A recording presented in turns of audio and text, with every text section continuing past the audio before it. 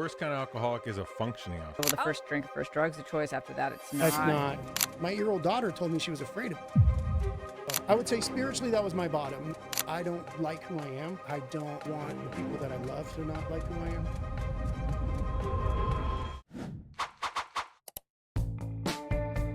Really hoping I don't have a flat tire. We'll figure it out. Yeah, we'll Okay. figure it out. That happened. That's what we It's do. low oil. I'm like, you know what? Just take my fucking car. It just, it said engine light or something came on. Oh, the engine light's always on, but I ran. No, but I already got it checked. There's nothing wrong. That I have fucker's to. been on. That fucker's been on for 3 I have months. to. I have. No, yeah, forever. I have to go to Audi and just have them Shit's redo it. crazy. Then it said, low tire, which I went to Les Schwab yesterday. I should have just said patch it, but Yeah.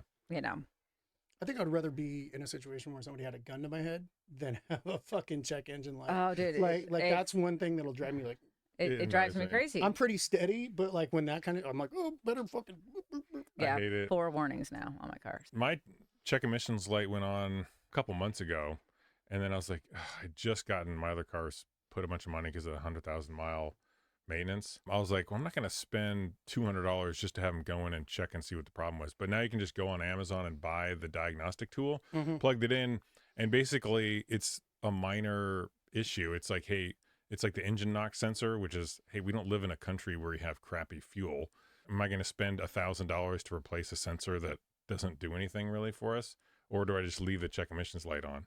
And the answer is, of course, I'm going to leave the check Just emissions ride light dirty. on. Just Yeah. ride it dirty. Just ride it dirty. It's not dirt. It's not running dirty because it's the engine knock sensor. So it's like it's like I'm not running 75 octane where it's going to spontaneously combust.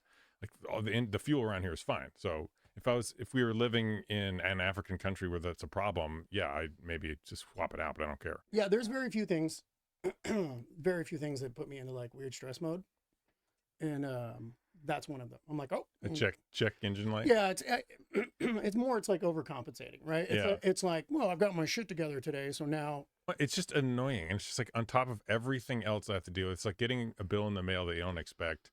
It's 100. Ugh. It's the worst. And then it's also, I hate to say it, but it's kind of a scam to some degree because it can't be that big of a deal because my car is still running. So this is like some sensor I don't need probably. Well, and it's another Well, way it's to a make sensor money for a because sensor. now I have to go to Audi Yeah. and get them to take it off because nobody else can take it off. Yeah. Oh, that's right. Yeah. So that's why it's on. But then you never know if it's actually legitimately on. Yeah. It's just saying that you need a tune-up, but that I don't need a tune-up. But obviously I do because I have 4 So things notifying me on my car right now. So I have like a whole deal with cars, right? It's like, I lease cars and I give them back Oh, you do. Yeah. before the 36,000 miles Sure. because like I'm like you got to try really hard to convince me of some kind of conspiracy theories, but I have 2 primary conspiracy theories. Yeah. The reason that it's the 36,000 miles is because they know shit's breaking down, right? So it's like I'll give it back, get a new one. Like I own a classic car. I'll probably buy a couple more classic cars that I own. Yeah. But I don't want to own something new with a bunch of computers and shit in it that's going to fail. Yeah, that's a good point. Right? Like Yeah. I'll rock it for 36,000 miles, get my use out of it, give it back to them, roll whatever equity I have in it into my next lease and just go on. There is a lot of logic to that because you basically like I just want a car that will run when I push the button. I don't want to deal with taking it to That's right. And it's that peace of mind, and also I don't have time and I don't have money.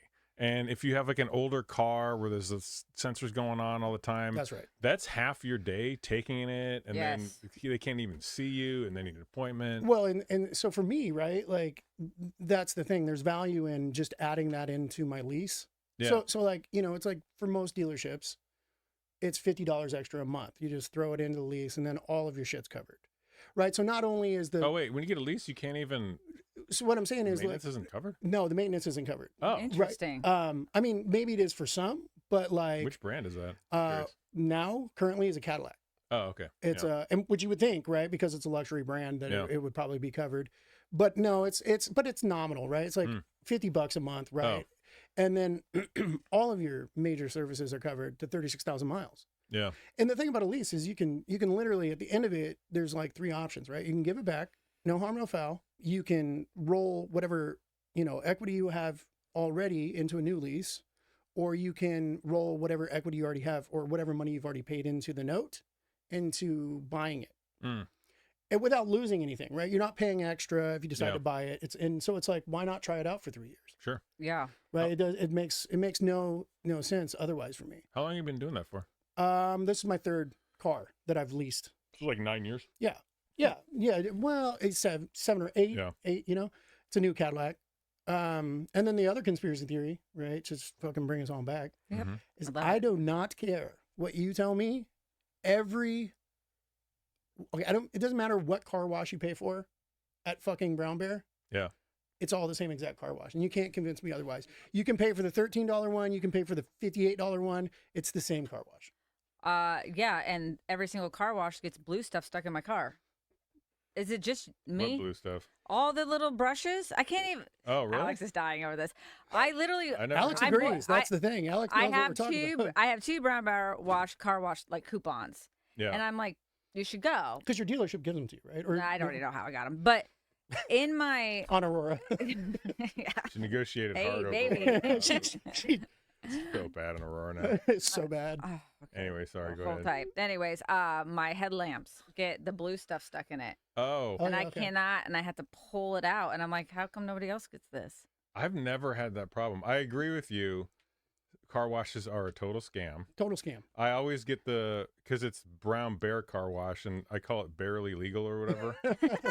It's like the absolute minimum, but the absolute minimum is now $12. It's more than that. It's Right. like Yeah. it's like 20. It's like, Yeah. hey, look, it's a fucking scam, right? But guess what? Like, I'm lazy. No. I'm not gonna be out Yeah. like and my kids, they're spoiled. They're not gonna wash my car. Well, the other thing Oh, I is washed my car.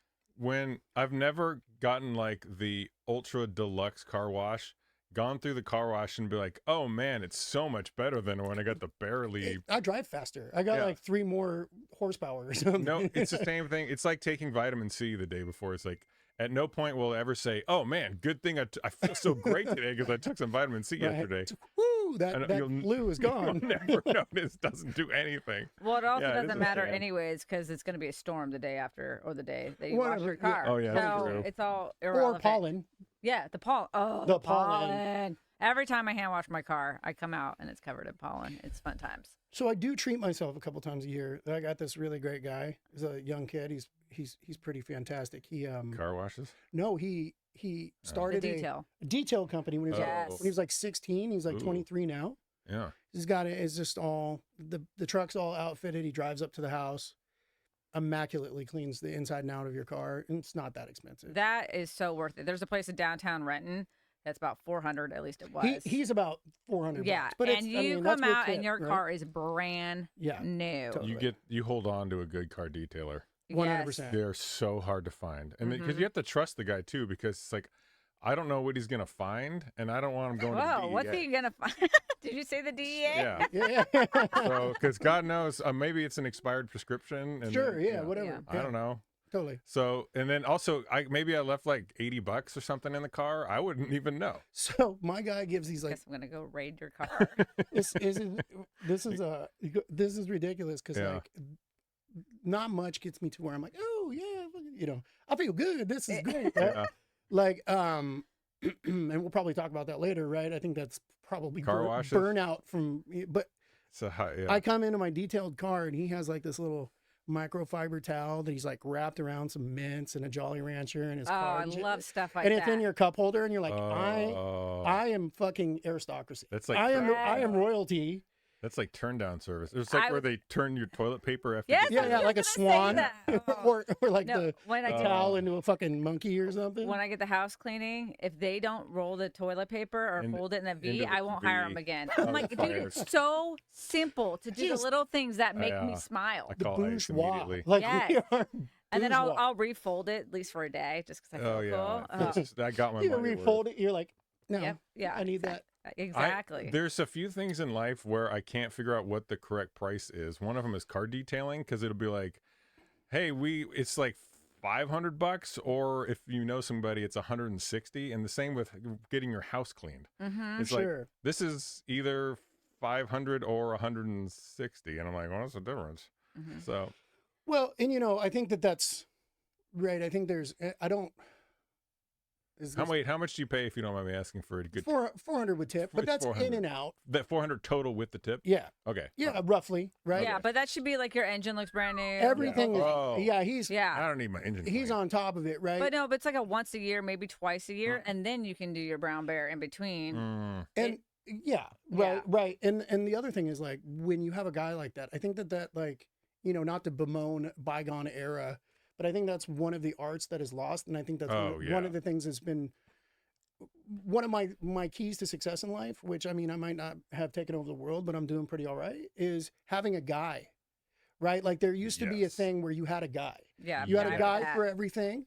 Very good point. And if that guy was good, you paid extra. Yeah. Because why wouldn't you support your people?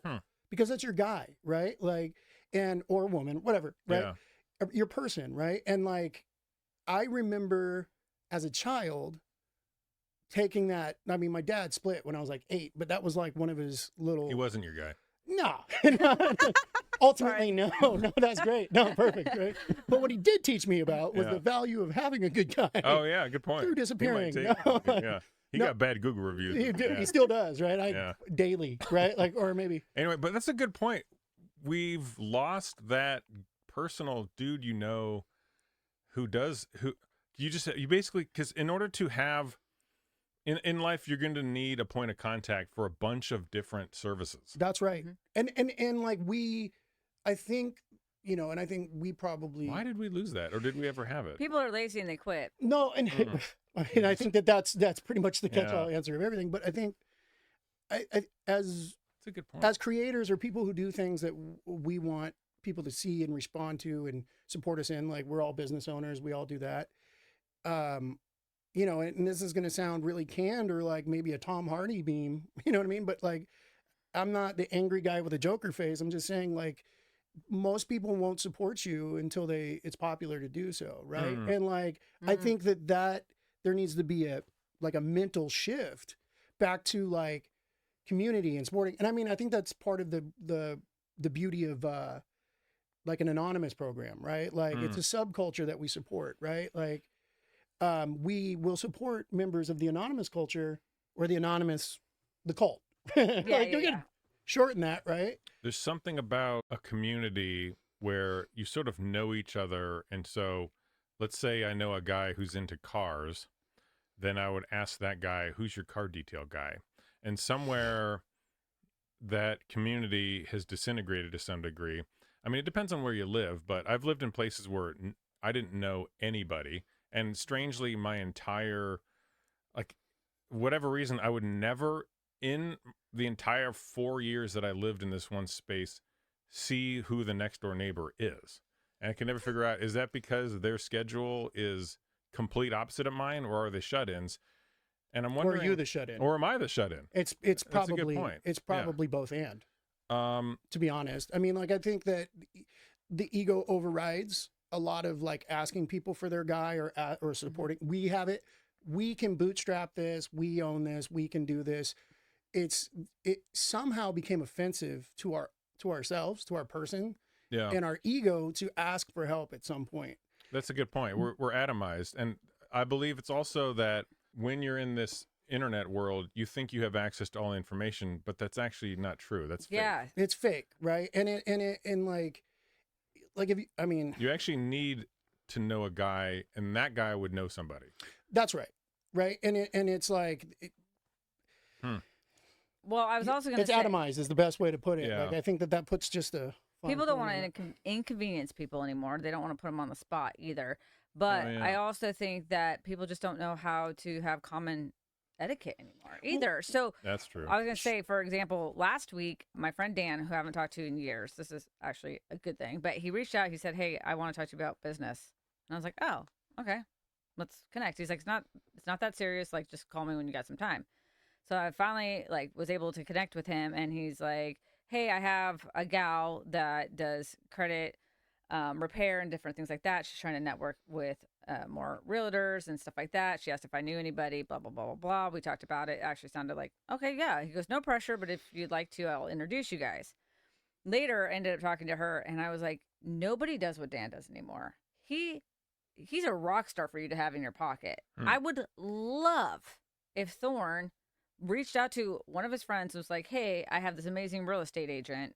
Do you mind if I connect you guys? Not just like, oh yeah, sure, call them. I do. Like, His name's actually- Danny. No, I'm just kidding. Oh. Just like- No, but you know what I'm saying? Nobody knows, first off, like how to bridge the gap to bring people Sure. together. Yeah. And then again, they're self-absorbed. They don't want to go take that time and effort. well, Hmm. You know what I'm saying? and Like, I think there's like a lot of those things. well, and I think that was a plot. I mean, like, I think you're absolutely correct, right? Mhm. But I think it's like a two-prong thing from my estimation. And Mhm. I'm not the fucking authority about anything, but like from what I've seen with people is like a lot of people lack the humility to be a beginner Hmm. or lack the humility to That's a good point. take a chance because it's fucking embarrassing. It's Yeah. clumsy and it's not good, right? And so what that has anything to do with anything is like the social aspect of it has become so atrophied, so withered because of us being so interconnected that we're not connected at all, Mm-hmm. that most people don't know how to do that. Like it's like I said, it's a dead art, right? Yeah. Like the It takes a level of maturity to know that when you're starting out something new, you should just expect to feel that embarrassment. And I try to, that's one thing. 100%. I just started doing archery with my son, and there, especially these days, and I'm going to tie this back into what we were talking about. There's this idea that you can just go to YouTube and learn everything. Mm-hmm. And just like the way that you think you can just go to Google and get your guy for auto detailing, it's misleading. You can't actually go to YouTube and become a good archer. You have to actually have an instructor telling you to Sure. do this because this range is different, and you got to walk this way, and then like it is such a you can get maybe a 60% for some tasks, but it's misleading to think that you don't actually need that human component. And then also, I'm old enough to know, and when I was in the Army, this would happen routinely because you'd be getting trained on things you didn't know how to do. I just got over the idea that, hey, I'm too, I can't act like don't know what I'm doing. I just say, hey, I don't know what I'm doing. You're the expert. Well, and I that say it every time. if I may, that's No, you can't talk right now. okay. Yeah, go ahead. Yeah. But the second point, right, is like, and I I have had the good fortune of leading a lot of men and hiring like, not to get too far into it, but before I went out in business on my own, I was executive level management. I had a lot of people under me. I was in charge of hiring and teaching and doing the whole thing, right? And one of the things that I've always drilled into, not only those people that have worked for me, but like sponsees and shit, is that I don't know is a position of power. And it's probably one of the strongest. Wait, explain that point better. This is interesting. I don't know is a position of power. I don't know is a position of power. Yeah. Okay, that's a really interesting point. Because listen, if we're all in a room and everybody's swinging dick at each other and thinks they know what they're talking about, yeah, right? that's how I do things. Right. Well, but we deal with that on a regular basis. Like, let's Yeah. be real. I'm sure Tanya has to fucking watch a bunch of assholes do that all the time. Oh, right? yeah, Like, swinging dicks. just swinging dicks to be like, Yeah. hey. But like, if you're the guy that's like, I don't know, and Yeah. I'm going to start at step one right here, instead of listening to these assholes try to Yeah. convince each other, right, that they know what's right, and they might know what's right, but at that point, you don't. That's Right, a so really interesting If, framing. if you fall back and remain teachable, then you're already light years ahead of everybody Yeah. else, right? Because like, it's I actively do that now. So do just say, I. look, I don't know what I'm doing. I in fact, I use the word help. Yep. I need your help. right. Yeah. And I found people are Absolutely. can't wait to help you out. I was That's gonna say what what's I'm also interesting is so people used to think that I was a teacher's pet, a brown noser. Not growing up in high school, but like later on because I Sure. love learning. I'll sit in the front because I'm old and I 'Cause can't. it's yeah, interesting. it's interesting. Yeah. But a lot of times I would know the answer to the things, but I look around and I knew that at one point I did not know the answer. Yeah. And I'm looking around at the class knowing they do not know and they're not asking. So it wasn't that I was a teacher's pet. I'm actually doing it as a service to you because you guys are not raising your hands Mm, Right. and asking the questions. Absolutely. And so I would always be like, hey, blah, yeah. blah, blah. And so it's very interesting how many people, and again, as somebody that was very insecure and shy, it would never say, I didn't know. Not because because I didn't want to look stupid. I was just too shy to raise my Yeah. hand, Absolutely. Now I do that for others. Well, and I mean, like the moment the hubris comes in, right, and we convince ourselves that, like you said, you can get to 60% here, Mhm. right, by watching a YouTube video. Yeah. But for me, like honestly, I got to a point, and this is gonna sound shitty, but like I can change my own oil. I have a classic car in the garage. I rebuilt it. I pulled the whole thing out, put it all back in during COVID. Right? Yeah, exactly. I'm cool, right? I can change my oil, but you know what I'm not going to do? I'm not going to change my oil because it's the cost benefit. It takes so much time. Why would I do that? Right? There's somebody else gets paid to do that, and I'll go pay that person to do that. And that's not being demeaning. It's just like, it's not that it's beneath me. It's just that I can't be asked to do it. Right? Like I have other shit I'm doing. There's a value to your time. Right. Now, if you liked doing it, if you liked working on your 100%. job, that's a whole different calculation. 100%. Yeah. It takes a level of maturity to do that.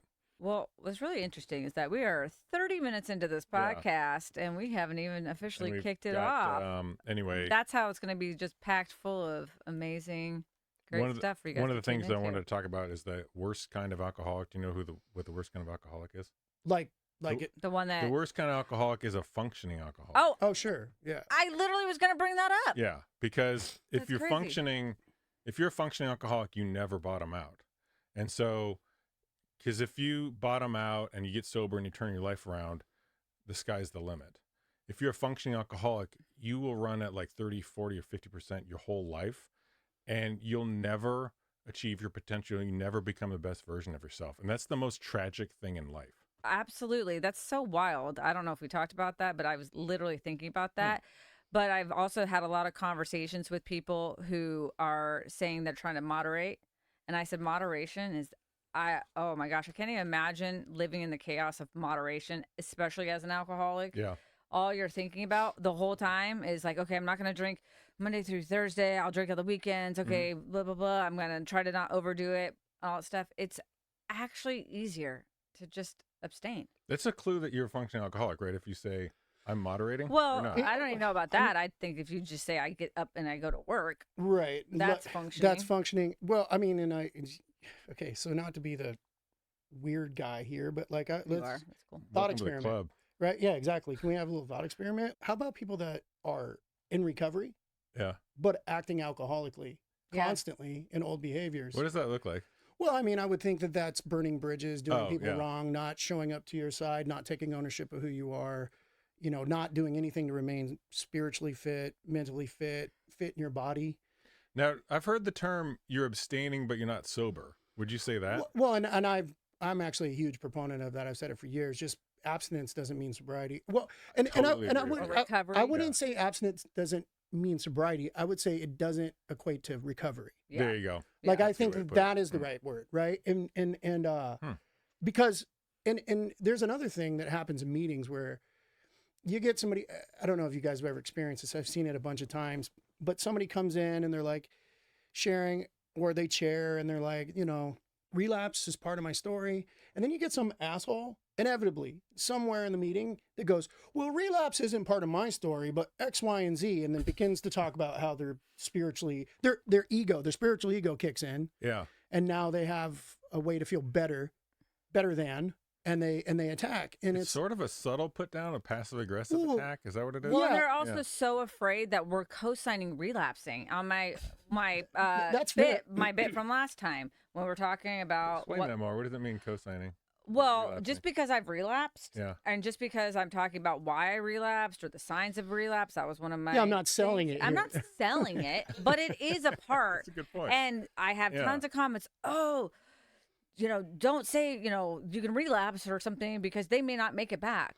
Yeah. Yeah, I get that, but I'm also not going to shun the person that's relapsed. I'm not going to not tell my story to give people hope that it may be coming back. Right. Off relapse. I'm not going to diminish my authenticity to help save someone I don't even know in that way. Like some nebulous thing, right? Like that could happen this one time. I also don't, right. I also don't hedge every time I walk across the street, or like there's not a qualifier for every fucking thing I do. And if there was, what's the point of life? Right? You're misunderstanding the point of her sharing, basically. Exactly. Like, I'm not allowed to talk about this because this guy might down the road relapse. Right. But you get these like, relapse isn't part of my story. And it's like, okay, but under what we're talking about. You're supposed to scream no crosstalk at that point. Right. It's like you're an alcoholic. Which is actually my question, because everyone thinks you are. Greg, are you or are you not an alcoholic? I'm a normie, guys. You are a normie. But my wife is an alcoholic. She's been in the program for almost a decade. So I've been to Al-Anon. So you're a cousin. I'm a cousin. Yeah. I am regretfully a very bad Al-Anon member. So, Most Al-Anon members are very bad Yeah. Al-Anon members But, by definition, right? So it's right. I probably could seriously benefit from going to Al-Anon like a lot more. I did Al-Anon. Yeah. How was it? I think I was really self-obsessed at the time and just talking a lot about Perfect how for sad Al-Anon. everything was. Yeah. That I had to deal with life. I want your opinion on this. What is the difference between in the tone of an Al-Anon meeting versus an AA meeting? Oh, yeah, we talked about that last time. Well, I'm not. Look, But no one else had gone to both. Like, I'm not going to touch that one, Oh, right? you're not? Like, it's The Al-Anon meetings are so depressing. What are you talking about? Well, that's the okay. So, but on the other side of that, if you go to an Al-Anon meeting, Mhm. there might be like 10 or 15%, and that statistic Dudes. is made up. Like, I'm serious. It's like 85% women. right, but because we are pretty hard on our wives, right? Like, Mhm. and Yeah. moms, I think is probably Very true. a takeaway there. But like, It's the 10 or Yeah. 15% Alcoholic Anonymous will creep into an Al-Anon meeting, whereas 55% Al-Anon will creep in on a good Alcoholics Anonymous meeting, if that makes any sense, right? Like you'll hear people specifically sharing the fundamentals of Al-Anon in an Alcoholics Anonymous meeting and be like, well, I don't want to talk about, another program but then, that's always like the preamble to them. It's the wind up for them to talk about another program, right? Mm-hmm. But the whole, like, I didn't relapse thing, or I haven't relapsed, and like, technically by definition, you can relapse daily into alcoholic behavior. Yeah. It's an unfit spiritual condition that we're talking about, Right. supposedly, right? It's not the breaking abstinence necessarily. Because what's more damaging, like, honestly, breaking abstinence or slowly destroying your family over a course of years because you're unwilling to work on yourself? That's good. No, that's a good point. There's a lot of wisdom in that statement. Told you he's smart. Yeah, that's interesting. Mm-hmm.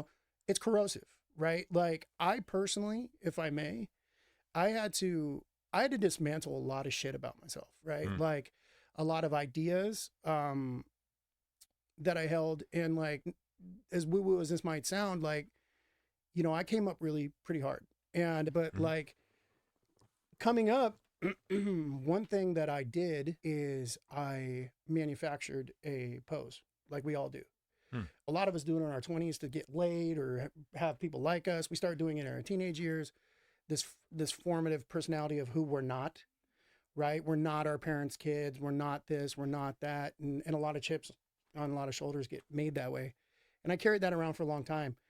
And, I just walked with it. Like, the bar for us in that time, and I think you can relate, and you could probably relate as well, for dudes, was like misogyny and aggression. Those are the cornerstones of what being a man is, right? Like, and I ran with that, right? So I had a lot of really fucked up ideas about like what manhood was and what being an adult was, and I spent years curating a tough guy that wasn't true. Like, I'm not tough. I don't like violence, right? For the amount of violence that I've been in or have had imposed upon me, I can't stand it. And so the point of that is, like, with my family, I had a point where she was 8 years old at the time. My 8-year-old daughter told me she was afraid of me.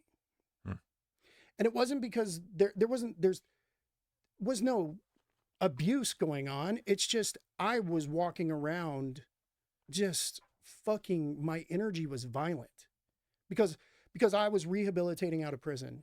And Was that your bottom? I would say so. I would say spiritually, that was my bottom. Now, like, I've had a couple spiritual bottoms in recovery, and I had some before I got into recovery.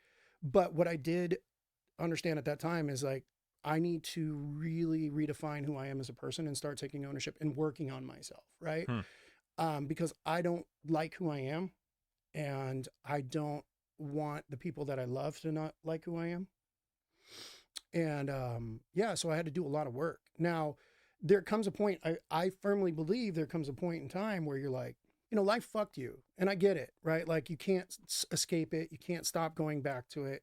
And like, I have this thing that I say, it's like, I hope that someday you no longer return to the grave of who you used to be. And that's who I hope for. That's what I hope for everybody, right? I hope that we can allow what happened to us or what we went through or what we did to not ruin us as human beings. Now that doesn't mean that I'm not against identifying traumas that have happened to you or naming them or calling them out, but I would hope that people find a place of forgiveness towards those people. And I think that for the things that you've done wrong, that like there needs to be radical personal responsibility and accountability for those things. And yeah, and through that, right, like we get to maybe become who we are. That was I've been sober for 13 years. Mm-hmm. The Eastside Task Force got me sober. What is that? Is that police? Yeah, it's the Jump Out Boys. I don't know what that is. So there is no, it's fine. I get it. I mean, like, but there are some viewers that'll get a chuckle out of that, okay. sure, right? Yeah. So the Jump Out Boys, The jump out. yeah. Oh. So basically, if you're standing on a corner, Mhm. they'll jump out and throw you in the van Oh, and just like the movies. arrest your ass. Yeah, you're Okay. done. You're cooked, right? Like, except you're not getting kidnapped. and Because you got a warrant or something? yeah. Oh, Usually okay. when they get you, they're coming. They've been. Oh. You're like that's the thing. It's a matter of time. Do they still do that? Because I feel like now they just don't do any policing. Maybe on the east side they do. I have no idea. Oh. And the Eastside Task Force isn't just for the East Side. Hmm. They Oh, they okay. arrested me right down the street. Oh, nice. Like they got me in Sandpoint. Okay, cool. So That's where I grew up, by the way. oh Yeah. nice. Yeah. So there's a part that's a story for another time. But Yeah. like Low income housing right there. yeah. That park with low income Yeah, housing. yeah. It was at that park. Yeah. Like Oh, that's they great. got me too. Like I'll tell you what, this dude hit me. And I thought I was gonna I honestly, So you're in the old barracks, basically? yeah. Yeah. But no drama. Like just the Yeah. truth here. Like I honestly, there's been a bunch of times, like I've been shot. I've gone through a lot, right? Yeah. But like this is one of the few I've been shot at more times than I care to, guns pointed at me, all that kind of shit, right? Missing half my arm from being shot, this Jeez. crazy shit, right? I really genuinely felt like I was gonna get murdered that day or killed or whatever, however you want to put it, right? Right. Like Yeah. I'm not trying to, but like there's this weird thing that happens when there's guns drawn. They're like, it's like apes. Hmm. They're like working themselves up in a frenzy, right? Like I'm on the ground and a dude's got his foot on my head, Mhm. right? And they're like, ooh, ooh, ooh. You know, they're like working themselves up, like getting more and more Those violent. zookeepers? Yeah. And you're like, Yeah. what the fuck? You know what I mean? Like I'm dead. Like this is it. Yeah. But at that point it would have been relief. Oh, jeez. Wow. Like I had been in an apartment half an hour before they got me, and there was this guy, and he's dead now. He got killed. But this guy, he came to the apartment, and he was like, "Hey man, so and so's out to get you. They're gunning for you. Like I just saw them. They got guns on them. They're coming to get you." I was like, "Tell the motherfucker where I'm at, right?" And it wasn't some tough guy shit. Like I wish I could tell you. I just like I had collapsed internally. I was at the end of my spiral. I didn't really care. I just wanted to stop because I'd been using it against my will for years. Right. And I mean like a hostage situation, like an abusive relationship, right? Like it was the only thing that I had left. First off, I love that line, using against my will. And I think that is like, we should dive into that a little bit, because a lot of the comments too, that we get are from family or people that aren't even family. They've just been hurt, by people that Sure. keep going back out. And we've talked about, again, the alcohol gene, the addiction gene, and Yeah. different things like that. And, whether or not it's a choice. And it's like, okay, well, the first drink, first drug's a choice. After that, it's not, It's not. you it's know? not And like- so I wish I could tell you that I yeah, we agree. talk about Yeah. a lot of that, but like, what's going through your mind at that time in your life where you're like, I'm using without, like, it's you're like what you just said on the thing. Like, are you trying to quit? Or are you just like, there's no other option for me? Yeah, like or like at what point? So you get What drug were you on, if you don't mind me asking? speed. I was doing a Speed, lot of okay. meth. Yeah. And I had been, honestly, like the first time. I have kind of a weird story, right? So Mhm. like this 13 years in recovery is the first time that I've actually worked the program and dedicated myself to being sober. And and it was the first time that I've ever come to grips with the fact that like I can't eat donuts successfully. I can't do anything that changes the way I feel successfully. I've tried.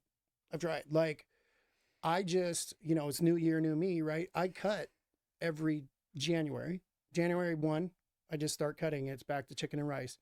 And it goes that way until September. I like to say October, but it's always September, right? And then as soon as I have some sugar, oh, buddy, it's on. Like, it doesn't matter. It's like, no. Like, give me all of the sugar. Yeah. And I'll get 20, 30 pounds in like a month. Jeez. Right. Like, and I like to stay in shape. Right. But like, I'll be on the phone and just breathing. I sound like the Notorious B.I.G. Right. Like Yeah. my wife's like, you walking up a hill? I'm like, I'm sitting at my desk. So Sure. Relatable. yeah, but you know, so it's like once that kicks over for me, what I was saying was like, I started young. I had nowhere to go. Are you from Seattle? Yes. Mhm. I moved here in 1986. I was 8 years old. My parents had actually lived in Washington. My dad was a engineer for Procter and Gamble, so they had moved out to the middle of the state. His family's from Tennessee and shit. But when they broke up, 8 years old, I moved out here. I lived with my mom. Her mom lived in Oak Harbor. Oh, okay. Like I moved there, shit was bad at the house. I split and I ran away a lot. And I spent a lot of my teenage years here in Seattle and all up and down the I-5 corridor, just basically living outside, living where I could, flopping where I could, doing a bunch of drugs. I'd started doing drugs when I was 14, right? Like really, like I'd smoked This is some the weed. 90s. Yeah, totally. I'd smoked some gritty weed Seattle. and ate some acid, but like really, I thought you were saying ate some ass. That's cool. Well, I mean- whatever it takes to get more. yeah, totally. Yeah, totally. Well, and I mean, like people don't talk about that, right? Like, but yeah, The other podcast. and then you know, so I spent years getting sober, fucking it up, getting high again, fucking it up. Had a couple kids as a teenager. And then I got into working in nightclubs and making music, and I had a pretty good run at that.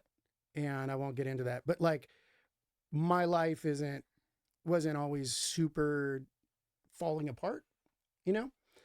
And what ended up happening was I ended up being part of a police sting, and I was on the run for 3 years. And they finally caught me, and I burned it down, right? Like I had caught a bunch of other charges and all kinds of shit. But when I landed, I was like, I don't want to use anymore. I had, like I said, I was using against my will. Yeah. I hadn't wanted to use in a long time. And I didn't know what it meant at the time, but I knew that I actually wanted to be a man and like stand up and do what the fuck I needed to do as a human being. Sure. Right. And so that was day one, square one. And I've kept progressing since. Right. And Yeah, 13 years. Congratulations. thanks, man. And it's to go to like dovetail into what you're saying. It's revolutionary, right? Like I think a lot of people don't believe in themselves enough if they're addicts and alcoholics. If they have the gene, they don't like you. Occasionally, should listen to people in recovery, and not just because I'm in recovery, but like I feel like sometimes that opinion is like secondhand to a lot of people, or tarnished or ugly. But it's like I would much rather listen to somebody who's drugged their morals through the fucking mud.